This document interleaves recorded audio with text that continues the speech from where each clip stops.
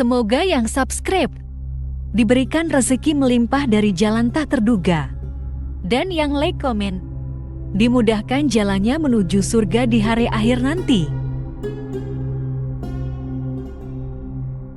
Sesungguhnya Fir'aun telah berbuat sewenang-wenang di muka bumi dan menjadikan penduduknya berpecah belah.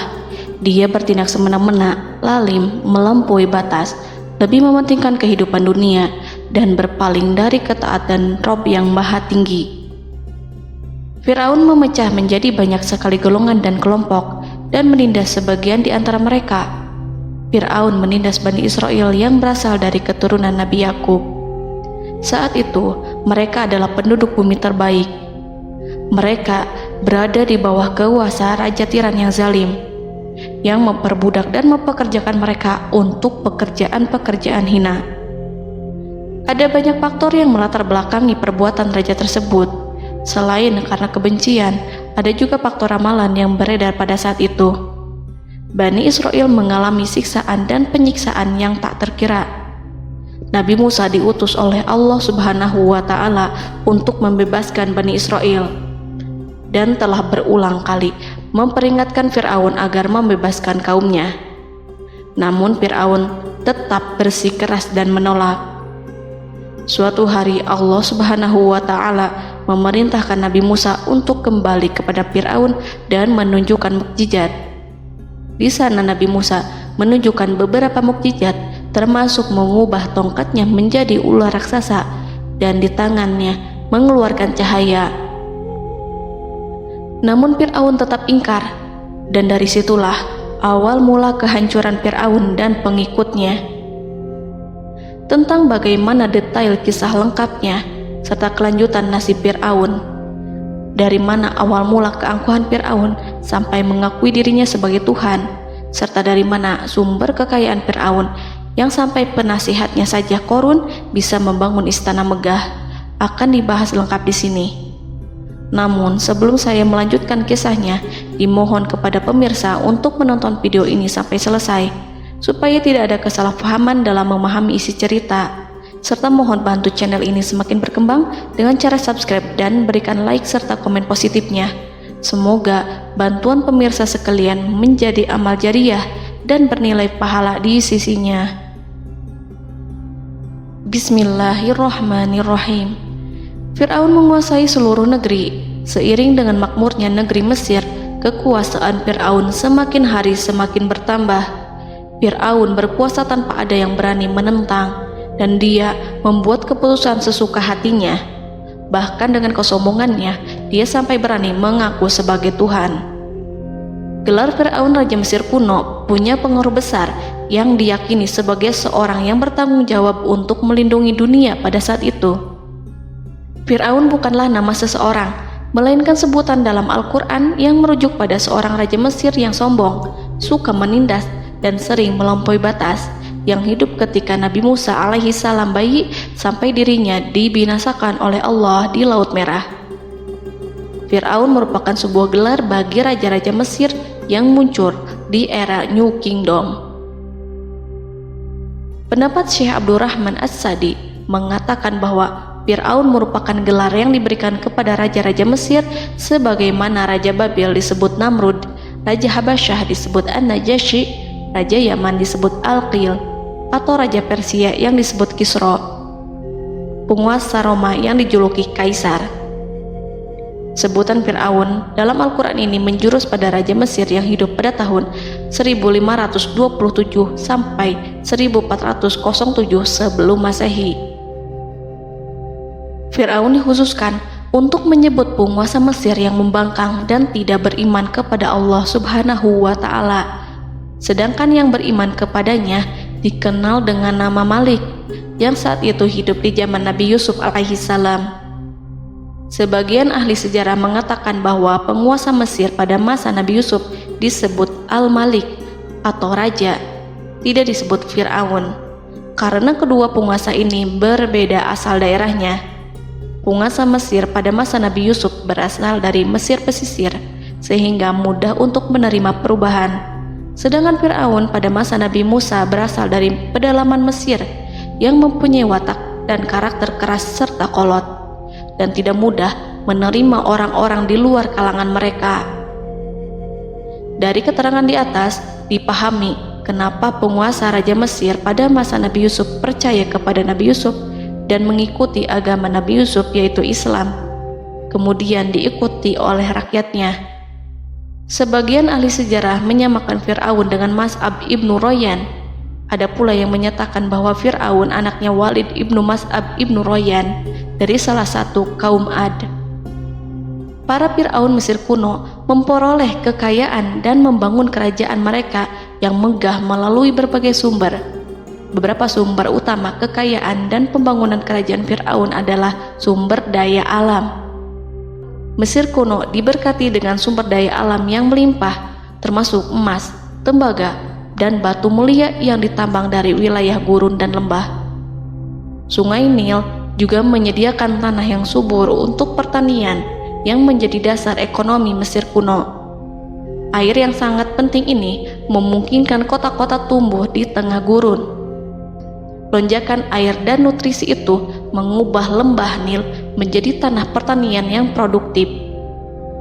Menurut Organisasi Pangan dan Pertanian PBB, petani Mesir kuno adalah salah satu kelompok pertama yang melakukan pertanian dalam skala besar, menanam tanaman makanan seperti gandum, serta tanaman industri seperti rami untuk membuat pakaian.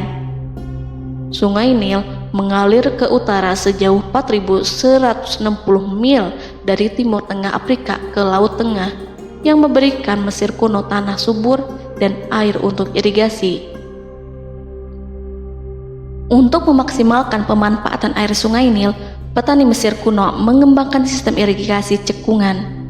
Mereka membangun jaringan tanggul berbahan tanah untuk membentuk cekungan. Kemudian mereka menggali saluran untuk mengarahkan air banjir ke dalam cekungan, di mana air akan menggenang selama sebulan hingga tanah jenuh dan siap untuk ditanami. Selain itu, Sungai Nil dapat dimanfaatkan untuk mengangkut material proyek-proyek konstruksi.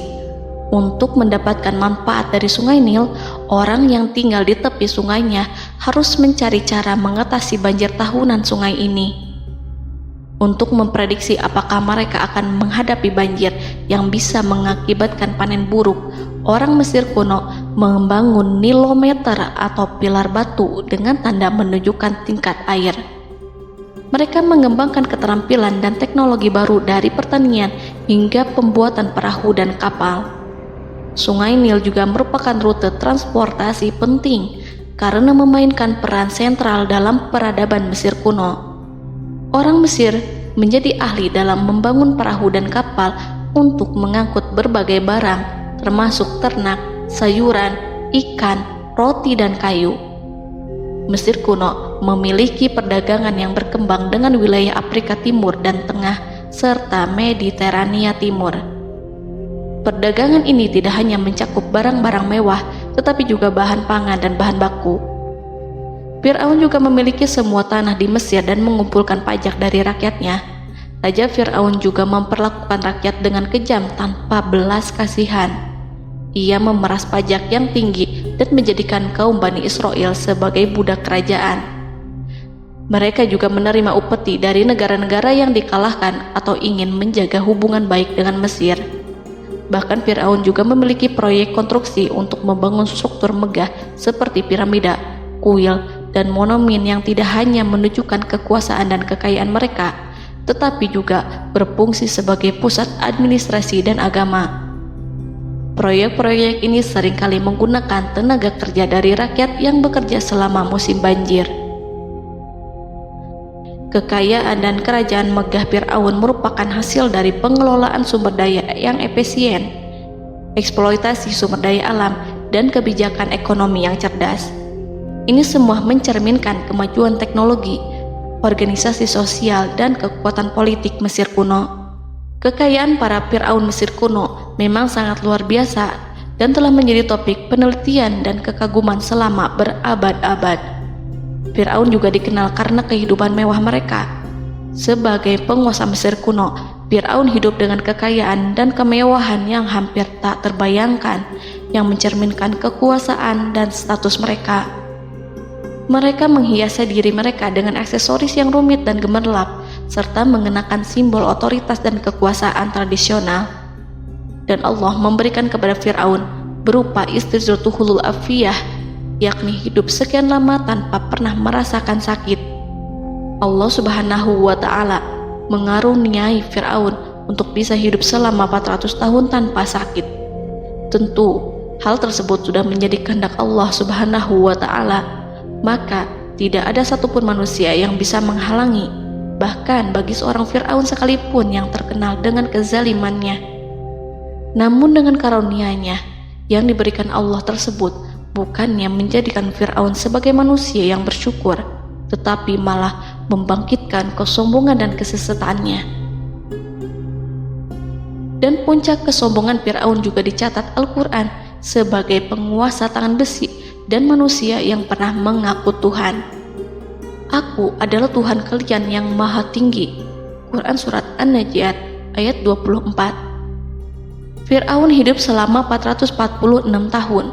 Selama hidupnya, Fir'aun memiliki tubuh yang sehat dan bugar tanpa pernah mengalami sakit, meski hanya berupa pusing atau flu sekalipun. Fir'aun bahkan tidak pernah merasakan kelelahan. Fir'aun tidak pernah merasakan perihnya lapar, kerongkongannya tidak pernah tersentuh panasnya dahaga. Seandainya dalam semalam saja Fir'aun dilanda sakit berupa pusing atau demam, maka ia akan sibuk untuk mengurus dirinya sendiri dan tidak berpikiran untuk mengaku bahwa ia adalah Tuhan. Hal ini pun dijelaskan dalam kitab Ihya Ulumuddin Al-Qut Al-Qulub oleh Imam Al-Ghazali. Sesungguhnya yang menyebabkan Fir'aun sampai berani mengatakan, "Aku adalah Tuhan kalian yang maha tinggi." Hal ini disebabkan karena ia mengalami masa sehat dalam hidupnya yang begitu lama. Kekejaman Raja Fir'aun diikuti dengan kesombongannya. Ia enggan bersyukur atas kemakmuran yang dianugerahkan Allah Subhanahu wa Ta'ala. Ia justru menjadikan negeri Mesir penuh dengan kemusyrikan. Sungguh, dia Fir'aun termasuk orang-orang yang berbuat kerusakan, dan kami hendak memberi karunia kepada orang-orang tertindas di bumi, dan hendak menjadikan mereka pemimpin dan menjadikan mereka orang-orang yang mewarisi bumi. Dan kami teguhkan kedudukan mereka di bumi, dan kami perlihatkan kepada Fir'aun dan Haman bersama bala tentaranya apa yang selalu mereka takutkan dari mereka. Surat Al-Qasas ayat 1-6. Haman yang merupakan penasihat dan sekaligus pelaksana proyek pembangunan menara untuk Fir'aun yang ikut berkontribusi dalam kesesatan Fir'aun, dan dia juga yang menjadi aktor utama atas kezaliman Fir'aun yang nantinya memberikan nasihat kepada Fir'aun dan mendorongnya untuk menolak ajaran Nabi Musa alaihi salam. Faktor yang mendorong Fir'aun melakukan tindakan keji ini adalah Bani Israel yang mempelajari suatu hal yang mereka riwayatkan dari Ibrahim, bahwa suatu saat nanti akan lahir seorang anak Bani Israel yang akan menghancurkan kekuasaan Raja Mesir. Berita gembira ini terjadi saat insiden antara Sarah, istri Nabi Ibrahim alaihissalam, dengan Raja Mesir yang saat itu berniat jahat terhadap Sarah. Namun Allah menjaganya. Berita gembira ini santer terdengar di antara Bani Israel. Kaum Kipti juga membicarakan berita ini, hingga sampailah juga ke telinga Fir'aun. Sebagian amir dan orang-orang dekat Fir'aun menyampaikan hal itu kepadanya saat tengah berbincang pada malam hari. Waktu itu Fir'aun langsung menginstruksikan untuk membunuh seluruh anak laki-laki Bani Israel untuk mengantisipasi kelahiran anak yang dimaksud. Tapi apa boleh buat, kewaspadaan sama sekali tidak bisa menghindari takdir. Suatu ketika Fir'aun bermimpi seakan-akan api datang dari arah Baitul Maqdis lalu membakar semua rumah Mesir dan seluruh kaum Kipti. Namun, api tersebut tidak membahayakan Bani Israel. Saat bangun, Fir'aun merasa takut oleh mimpi itu. Ia kemudian mengumpulkan seluruh paranormal dan tukang sihir. Fir'aun bertanya kepada mereka terkait mimpi itu.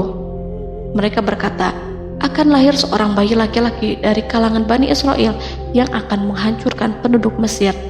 Sebab itulah Fir'aun memerintahkan untuk membunuh anak laki-laki dan membiarkan hidup anak perempuan.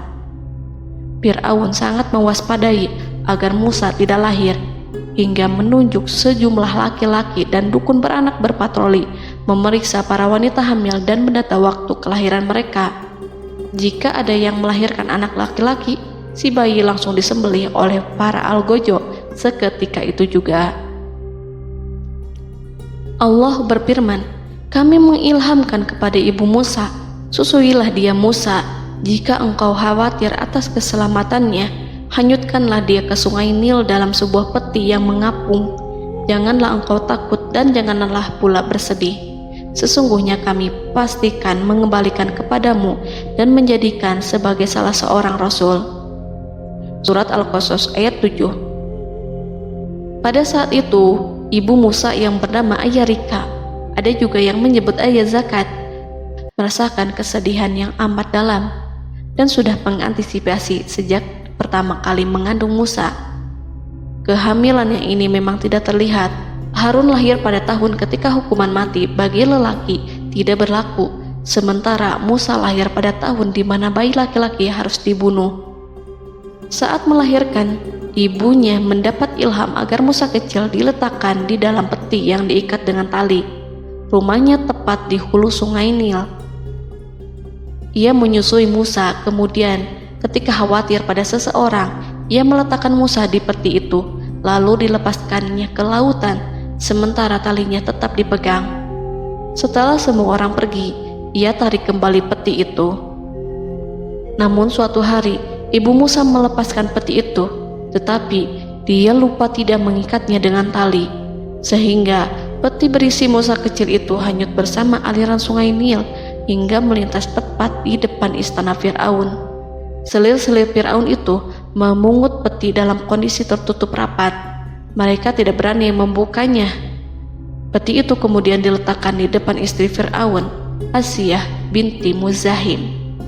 Ada pendapat yang mengatakan bahwa Asiyah berasal dari Bani Israel dari keturunan Musa. Saat membuka penutup peti dan menyingkap tirai penutupnya, Asiyah melihat wajah Musa kecil memancarkan sinar-sinar nubuah kemuliaan. Begitu melihatnya, Asiyah langsung jatuh hati dan sangat mencintainya. Saat Fir'aun tiba, ia berseru, "Apa ini?" Kemudian ia memerintahkan untuk menyembelihnya, tetapi sang istri meminta agar bayi tersebut diberikan kepadanya. Sang istri berkata, "Dia adalah penyejuk mata hati bagiku dan bagimu."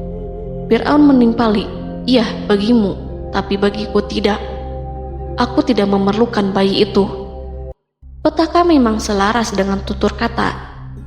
Kata-kata istri Fir'aun, mudah-mudahan dia bermanfaat kepada kita. Allah memberikan manfaat yang ia harapkan. Di dunia, Allah memberikan hidayah padanya melalui sosok Musa, dan di akhirat, Allah menempatkan dia di surganya karena Musa. Atau kita ambil dia menjadi anak. Keduanya pun mengadopsi Musa karena mereka berdua tidak punya anak. Perkataan Asiyah ini diabadikan dalam Al-Quran surat Al-Qasas ayat 9. Dan berkatalah istri Fir'aun, "Ia adalah penyejuk mata hati bagiku dan bagimu. Janganlah kamu membunuhnya. Mudah-mudahan ia bermanfaat kepada kita, atau kita ambil ia menjadi anak, sedangkan mereka tidak menyadari." Dalam ayat ini Allah Subhanahu wa Ta'ala berfirman yang artinya, sedangkan mereka tidak menyadarinya. Ibnu Katsir menjelaskan maksud dari ayat ini, mereka tidak mengetahui apa yang dikehendaki Allah, bahwa di tangan anak itulah terjadinya kehancuran masa depan Fir'aun dan bala tentaranya. Mereka tidak mengetahui hukuman besar Allah yang dikehendaki terhadap Fir'aun dan pasukannya. Mereka tidak tahu bahwa Allah menakdirkan mereka untuk memungutnya. Saat Musa tinggal di kediaman Fir'aun, pihak keluarga ingin menyusuinya. Namun Musa tidak mau menerima susu wanita manapun. Ia juga tidak mau makan, hingga mereka dibuat bingung karenanya. Mereka berusaha sebisanya untuk memberi Musa makan, namun Musa tidak mau. Seperti yang Allah sampaikan dalam surat Al-Qasas ayat 12. dan kami cegah dia Musa menyusu kepada perempuan-perempuan yang menyusuinya sebelum itu. Mereka kemudian mengirim Musa bersama para dukun beranak dan sejumlah wanita ke pasar. Mungkin Musa mau menyusu pada seorang wanita di sana. Saat semua orang berdiri di hadapan Musa, saudari Musa melihatnya. Ia tak memperlihatkan sikap seakan-akan mengenal bayi yang sebenarnya adalah adiknya. Mereka kemudian pergi bersama saudari Musa itu ke kediaman Musa. Musa kecil kemudian digendong ibunya untuk menyusui bayi itu. Bayi yang tidak lain adalah anaknya sendiri, langsung menyusu dengan lahap. Melihat hal itu, mereka merasa sangat puas dan gembira. Mereka pun melaporkan peristiwa yang sangat menggembirakan itu kepada Asia.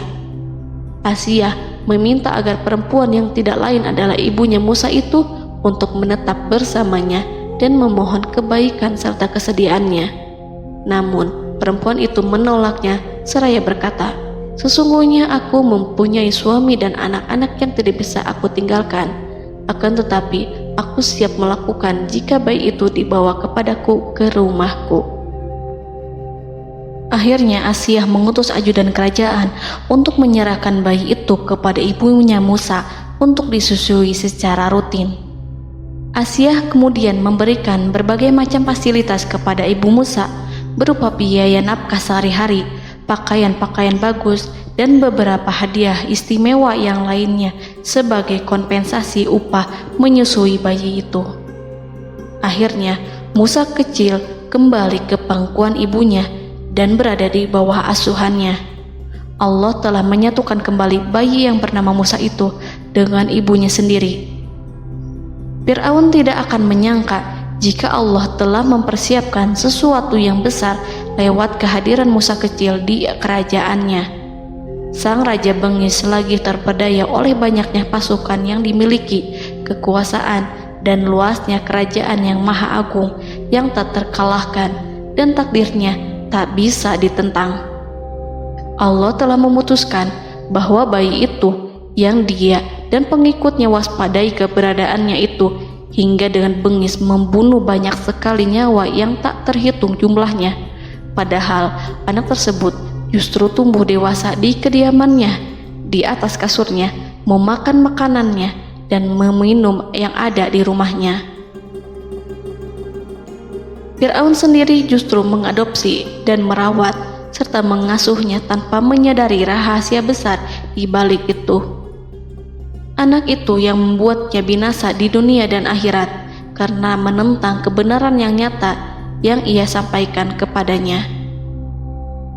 Nabi Musa tumbuh dan hidup sebagai salah seorang dari keluarga kerajaan hingga mencapai usia dewasanya, di mana ia memperoleh asuhan dan pendidikan sesuai dengan tradisi istana.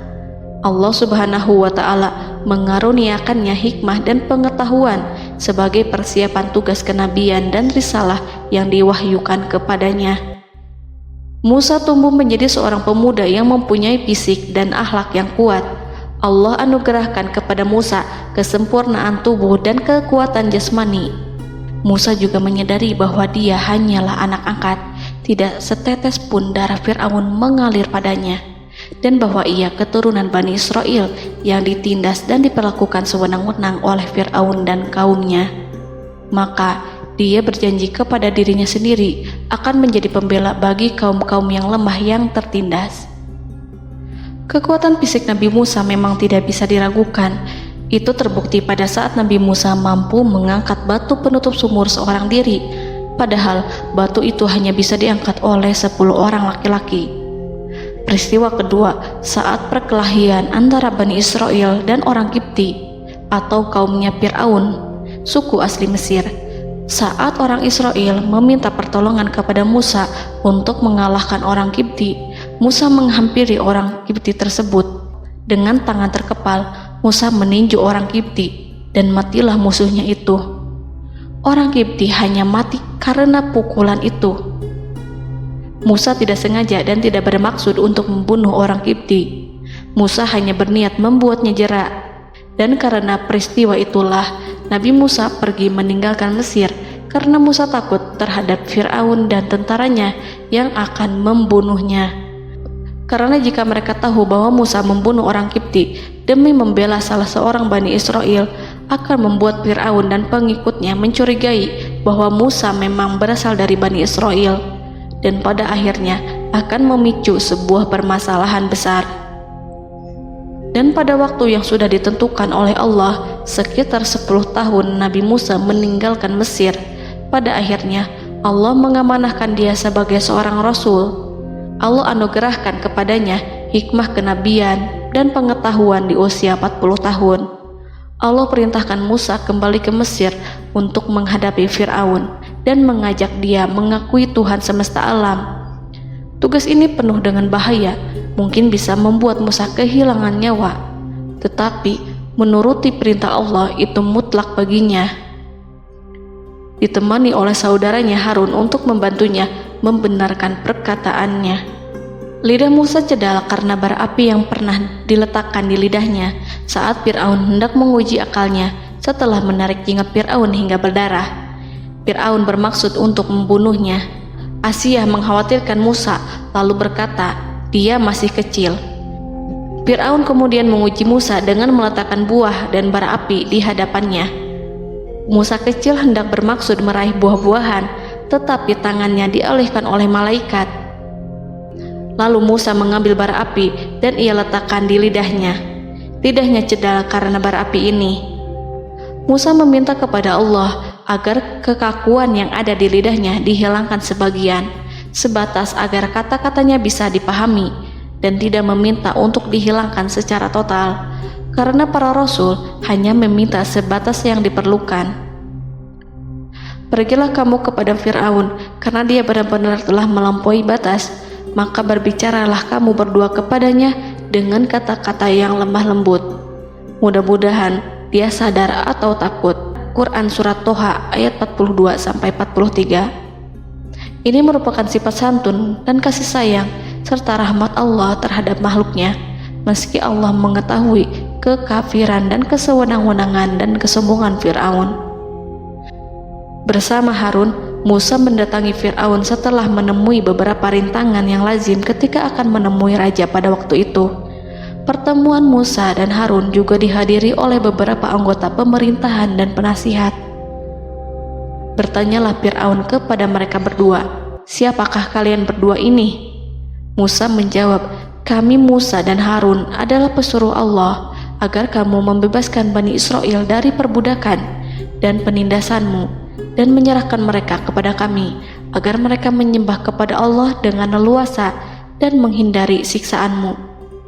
Fir'aun segera mengenal Musa dan berkata kepadanya, bukankah engkau Musa yang sudah kami asuh sejak bayimu dan kami asuh dalam istana sampai usia remajamu dan mendapat pendidikan serta pengajaran yang menjadikan engkau pandai? Dan bukankah engkau yang melakukan pembunuhan terhadap diri daripada seorang dari golongan kami? Sudahkah engkau lupa terhadap itu semua dan tak ingat akan jasa kami kepadamu? Musa menjawab, bahwasannya engkau telah mengurus aku sejak kecil. Itu bukanlah jasa yang dapat kamu banggakan, karena jatuhnya aku pada tanganmu akibat dari kekejaman dan kezalimanmu tatkala engkau memerintah agar orang-orangmu menyembelih setiap bayi laki-laki yang lahir, sehingga ibuku membiarkanku mengapung di sungai Nil dan aku dipungut oleh istrimu, sehingga selamatlah aku dari pengejaranmu dan penyembelihanmu. Dan kebaikan yang engkau sebutkan itu sebanding dengan perlakuanmu terhadap sebuah suku bangsa besar, yaitu Bani Israel secara keseluruhan, karena engkau telah menindas dan menjadikan mereka budak-budak untuk melayanimu. Dan mengenai pembunuhan itu merupakan kehilafanku, lalu aku lari darimu karena aku takut kepadamu. Namun peristiwa itu merupakan rahmat dan hikmah yang terselubung bagiku, sebab dalam perantauanku setelah aku melarikan diri dari negerimu ini, Allah Subhanahu wa Ta'ala mengaruniakanku dengan hikmah ilmu dan mengutus aku sebagai Rasul. Maka dalam rangka tugasku sebagai Rasul, datanglah aku kepadamu atas perintah Allah untuk mengajak engkau dan kaummu untuk menyembah Allah dan meninggalkan kezaliman serta penindasanmu terhadap Bani Israel. yang engkau pekerjakan dan perbudak mereka untuk melakukan pekerjaan dan melayanimu. Fir'aun bertanya, siapakah Tuhan yang engkau sebut-sebut itu, hai Musa? Adakah Tuhan di atas bumi ini selain aku yang patut disembah dan dipuja? Musa menjawab, iya, yaitu Tuhanmu dan Tuhan nenek moyangmu, serta Tuhan alam semesta. Fir'aun bertanya, siapakah Tuhan alam semesta itu? Musa menjawab, ialah Tuhan langit dan bumi, dan segala yang ada di langit dan di bumi. Berkatalah Fir'aun kepada para penasehatnya dan para pembesarnya, sesungguhnya Rasul yang diutus kepada kamu ini adalah seorang yang gila. Kemudian ia balik bertanya kepada Harun dan Musa, siapakah Tuhan kamu berdua? Akulah Tuhanmu yang paling tinggi. Surat An-Najiat ayat 23-24. Dan Fir'aun berkata, wahai para pembesar kaumku, aku tidak mengetahui ada Tuhan bagimu selain aku. Quran Surat Al-Qasas ayat 38. Fir'aun menentang, padahal ia tahu bahwa ia adalah hamba yang diatur, dan Allah lah yang menciptakan dan memberi bentuk rupa. Dan mereka mengingkarinya karena kezaliman dan kesombongannya, padahal hati mereka meyakini kebenarannya. Maka perhatikanlah bagaimana kesudahan orang-orang yang berbuat kerusakan. Quran Surat An-Naml ayat 14. Fir'aun beralih memakai kekuasaan dan wibawa yang ia miliki. Fir'aun berkata, jika engkau menyembah Tuhan selain aku akan memasukkanmu ke dalam penjara. Musa berkata, apakah engkau akan melakukan itu sekalipun aku tunjukkan kepadamu suatu bukti yang nyata? Fir'aun menjawab, tunjukkanlah sesuatu yang nyata itu. Maka Musa melemparkan tongkatnya. Tiba-tiba tongkat itu menjadi ular besar, dan Musa mengeluarkan tangan dari dalam bajunya. Tiba-tiba tangan itu menjadi putih bercahaya. Saking ketakutannya hingga membuat Fir'aun terkena diare, dalam sehari lebih dari 40 kali buang air. Namun Fir'aun sebagai raja yang mengaku Tuhan tentu tidak akan begitu saja menyerah kepada Musa, walaupun telah diperlihatkan 2 mukjizat. Bahkan Fir'aun berkata kepada kaumnya yang dikhawatirkan terpengaruh oleh mukjizat Musa, bahwa apa yang dilakukan Musa merupakan sihir, dan Musa Harun adalah ahli sihir yang datang dengan maksud menguasai Mesir. Salah satu penasehatnya, yaitu Haman, mengusulkan agar mengumpulkan semua ahli sihir dari berbagai penjuru kerajaan untuk bertanding mematahkan sihir Musa, yang tanpa pikir panjang Fir'aun setujui. Fir'aun pun berkata kepada Musa, apa yang kau bawa ini adalah sihir. Kami akan melawanmu dengan sihir yang sama. Fir'aun pun kemudian meminta Musa untuk bertemu pada waktu dan tempat yang disepakati, dan langsung disetujui Nabi Musa tanpa ragu sedikit pun. Inilah salah satu tujuan terbesar Musa untuk memperlihatkan ayat-ayat hujah dan bukti-bukti nyata Allah di hadapan halayak ramai. Dengan berbekal pertolongan Allah, Musa yakin akan menang melawan para ahli sihir itu. Maka pada waktu yang sudah ditetapkan, yakni pada permulaan hari, saat cahaya matahari mulai terik menyengat, sehingga kebenaran akan terlihat lebih jelas dan nyata, orang-orang berbondong-bondong menuju tempat yang sudah ditentukan untuk melihat pertandingan sihir yang sudah dihadiri ribuan tukang sihir. Menurut Muhammad bin Ka'ab, mereka berjumlah 80.000 ahli sihir. Mereka sudah dijanjikan hadiah dan uang yang besar jika berhasil mengalahkan Musa. Para penyihir istana berkata, wahai Musa, apakah engkau yang mau lebih dahulu ataukah kami? Musa menjawab, silahkan kalian lebih dahulu. Maka ketika tali-tali dan tongkat-tongkat ahli sihir dilemparkan, tiba-tiba berubah menjadi seakan-akan ia merayap cepat karena sihir mereka. Ada rasa takut yang menyelimuti hati Musa, takut jika orang-orang terkena fitnah sihir dan tipu daya mereka. Namun Allah langsung menguatkan Musa dan berkata yang diabadikan dalam Quran Surat Toha ayat 65-69, janganlah engkau takut, sungguh engkaulah yang unggul, dan lemparkanlah apa yang ada di tangan kananmu, niscaya ia akan membuat. Apa yang mereka buat itu hanyalah tipu daya tukang sihir belaka, dan tidak akan menang tukang sihir itu dari manapun ia datang.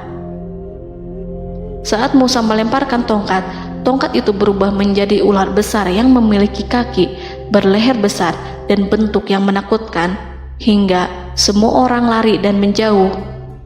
Ular itu kemudian menelan tali-tali para tukang sihir dengan satu persatu dengan gerakan super cepat. Semua orang melihatnya dengan penuh keheranan, sementara para tukang sihir mereka tercengang dan bingung kala melihatnya. Mereka melihat sesuatu yang sama sekali tidak pernah terlintas di benaknya dan juga berada di luar bidang yang mereka kuasai. Saat itulah mereka tahu pasti bahwa yang mereka lihat itu bukanlah sihir, sulap, khayalan ilusi ataupun kebohongan semata, tetapi sebuah kebenaran yang hanya bisa dilakukan oleh Yang Maha Benar, yang mengutus mukjizat tersebut dengan benar. Allah menyingkap tabir kelalaian dari hati mereka, menyinarinya dengan petunjuk yang Ia ciptakan, dan menyingkirkan gumpalan keras di hatinya. Mereka segera bertaubat dan tunduk sujud kepadanya. Dengan lantang mereka mengatakan kepada semua yang hadir tanpa memperdulikan hukuman ataupun siksaan apapun, "Kami beriman kepada Rob seluruh alam, yaitu Tuhannya Musa dan Harun." Fir'aun yang congkak dan sombong tentu sangat marah dengan apa yang disaksikannya itu. Ketika melihat ahli-ahli sihirnya begitu cepat menyerah dan mengakui kekalahan kepada Musa, bahkan menyatakan beriman kepada Tuhan Musa dan Harun. Tindakan itu dianggapnya sebagai pelanggaran terhadap kekuasaannya dan penentangan terhadap ketuhanannya, dan merupakan tamparan bagi kewibawaannya. Fir'aun berkata kepada mereka, "Apakah kalian telah beriman kepada Musa sebelum aku memberi izin? Kenapa kalian tidak terlebih dahulu bermusyawarah kepadaku sebelum melakukan tindakan keji di hadapan rakyatku ini? Dia itu pemimpinmu yang mengajarkanmu sihir, dan bukankah ini adalah persengkongkolanmu terhadapku? Musa dapat mengalahkan kamu sebab ia mungkin merupakan guru dan pembesar yang mengajari sihir kepadamu, dan kamu telah mengaturnya, dan sandiwaramu ini tak akan kubiarkan. Akan kupotong tangan dan kakimu secara bersilang, dan sungguh aku akan salib kamu pada pangkal pohon kurma sebagai balasan dan hukuman atas pengkhianatanmu ini." Walaupun melihat langsung kebenarannya, Fir'aun tetap tidak percaya. Dia tidak suka keyakinan para penyihir terhadap Musa. Para penyihir itu yang telah mengakui keimanan mereka kepada Allah tak merasa gentar ataupun takut, karena ketika para tukang sihir itu sujud, mereka melihat rumah dan istana-istana di surga yang telah dipersiapkan untuk mereka. Semuanya dirias untuk menyambut kedatangan mereka. Karena itu, mereka tidak peduli dengan ancaman Fir'aun.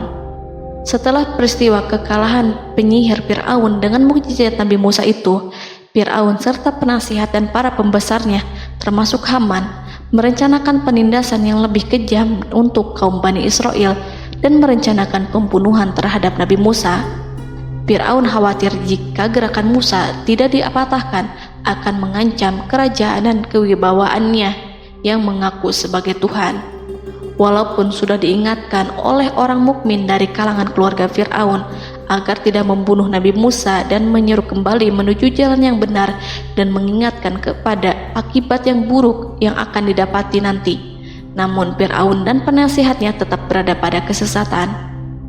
Sebagai balasannya, Allah menghukum Fir'aun dan penduduknya dengan kekeringan dan penyakit yang bertahun-tahun karena menolak Rasulnya.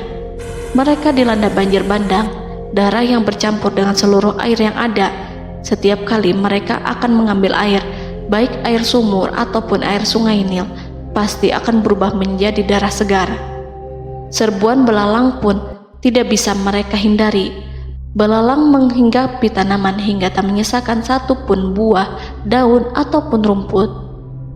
Serangan hama dan wabah katak juga mengerumuni mereka hingga berjatuhan di makanan, wadah-wadah, sampai-sampai ketika ada yang membuka mulut untuk makan ataupun minum, pasti ada katak yang jatuh di situ.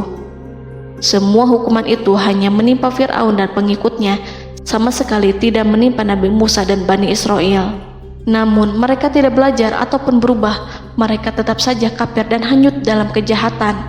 Setiap kali Allah timpakan hukuman kepada Fir'aun dan pengikutnya, mereka bersumpah dan berjanji kepada Musa untuk beriman. Namun ketika hukuman itu dihilangkan, mereka ingkar janji, berpaling dan kembali kepada keburukan seperti sedia kala. Dari semua penderitaan ini, Allah perintahkan Musa membawa pengikutnya keluar dari Mesir, memulai perjalanan berbahaya antara hidup dan mati. Setelah mengetahui keberangkatan Nabi Musa dan Bani Israel, Fir'aun bersama tentaranya bergerak untuk membantai mereka. Dengan pasukan besar yang berjumlah lebih dari 1.600.000 personil, ditambah 100.000 ekor kuda berwarna hitam legam, Fir'aun berhasil mengejar rombongan Nabi Musa yang saat itu berjumlah 600.000 prajurit di pantai Laut Merah saat matahari terbit. Pasukan Fir'aun mengepung mereka dari semua arah.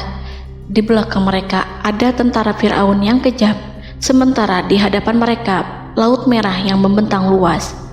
Kala situasi kian genting dan Fir'aun beserta seluruh pasukannya mendekat dengan kesungguhan hati, diperkuat dengan persenjataan, juga dengan amarah dan kedengkian, penglihatan tidak menetap mengarah ke suatu tujuan, dan hati naik menyesak sampai ke tenggorokan. Saat itulah Yang Maha Penyantun lagi kuasa, Rob Arsy yang mulia, mewahyukan kepada Musa, "Pukullah laut itu dengan tongkatmu." Maka tatkala Musa memukulkan tongkatnya ke lautan, laut itu pun terbelah. Air lautan berdiri tegak laksana gunung yang terbelah oleh kuasa yang maha agung, yang bersumber dari zat yang mengatakan kepada sesuatu, "Jadilah," maka jadilah sesuatu itu. Allah memerintahkan angin barat untuk menyapu kerikil-kerikil hitam lautan, hingga dasar lautan berubah menjadi tanah yang kering, yang tidak melekat pada kaki-kaki kuda dan hewan. Allah memerintahkan Musa untuk melintas bersama kaumnya. Mereka segera turun melintas dengan senang. Mereka menyaksikan sebuah hal yang membuat mata tercengang dan memberikan petunjuk pada hati orang-orang yang mukmin. Setelah Musa bersama kaumnya melintas secara keseluruhan dan keluar dari lautan, saat itulah pasukan garis depan Fir'aun baru masuk. Saat itu Musa bermaksud memukulkan tongkat ke lautan agar kondisi laut kembali seperti sedia kala, agar Fir'aun dan pasukannya tidak bisa mengejar. Tapi Allah yang Maha Kuasa dan pemilik keluhuran memerintahkan agar lautan tetap dibiarkan seperti itu, seperti yang Ia firmankan. Saat Musa membiarkan lautan dalam kondisi terbelah dan Fir'aun tiba di tepi pantai, ia melihat sesuatu yang dahsyat.